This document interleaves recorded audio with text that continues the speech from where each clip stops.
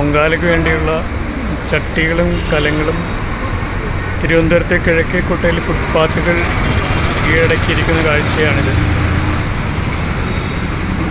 മലയാളിക്ക് ഉത്സവം ഒരു ലഹരിയാണ്.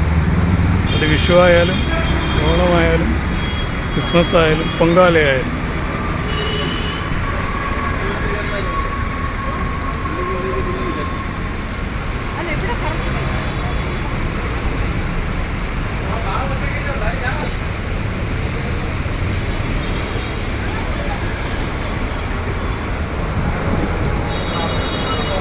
എന്നിട്ട് പൊങ്കാല എന്നാ?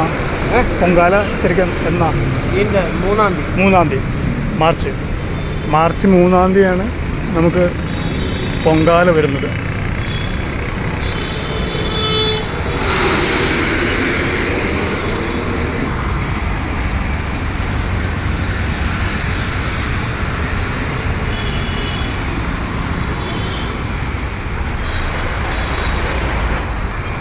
പൊങ്കാല ഇടുക എന്നൊരു പഴഞ്ചൊല്ലായി മാറിയിരിക്കുന്നൊരു കാലഘട്ടത്തിലാണ് നമ്മൾ ജീവിക്കുന്നത്.